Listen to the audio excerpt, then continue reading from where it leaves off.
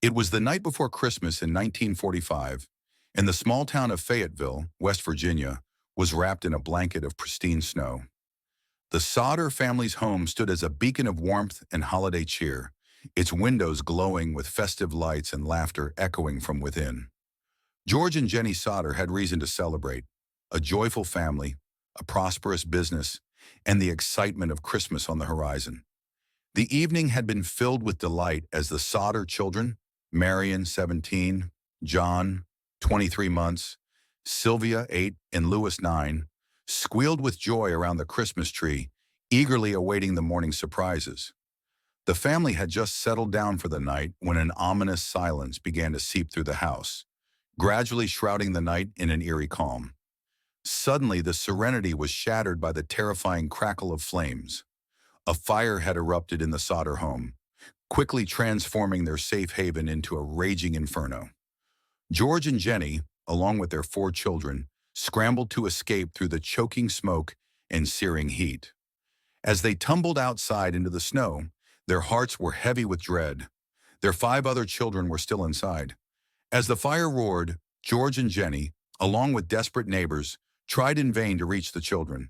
The inferno's fierce heat and thick smoke made every attempt a perilous struggle. The flames seemed to mock their desperate cries, growing more intense with each passing moment. By dawn, the once vibrant home lay in ashes.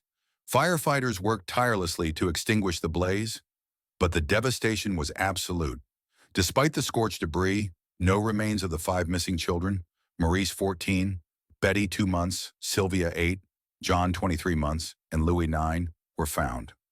The official investigation quickly concluded that the children had perished in the fire, but George Sodder's conviction was far from shaken. He was haunted by an unsettling suspicion that the children had not died, but had been taken. In the days following the fire, reports emerged from townspeople claiming to have seen the missing children alive. Some witnesses described seeing them being driven away in a car, while others insisted they had seen the children with strangers. The case took a darker turn when George discovered that a ladder, once propped against the house and used to escape, had mysteriously disappeared. Moreover, the family's telephone lines had been cut that night, rendering them unable to call for help. To add to the mystery, an unknown man had been seen lurking around their property earlier in the day, his presence adding a sinister layer to the tragedy. George's suspicions were further fueled by his previous encounters with an Italian immigrant who had threatened him over a business dispute. George was convinced that the fire was part of a revenge plot orchestrated by this man or his associates.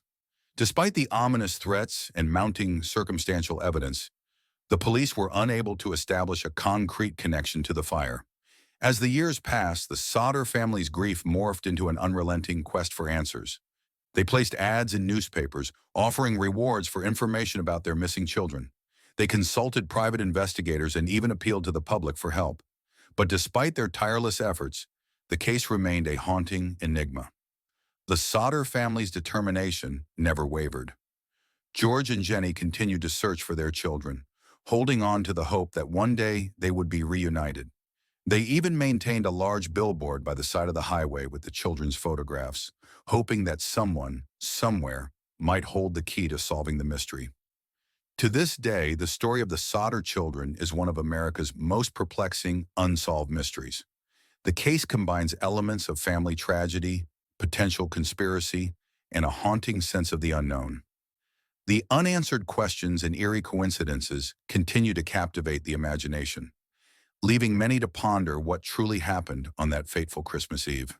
As the seasons change and the years roll on, the memory of that night endures, a chilling reminder of a mystery that remains as elusive as the snow that blanketed Fayetteville long ago.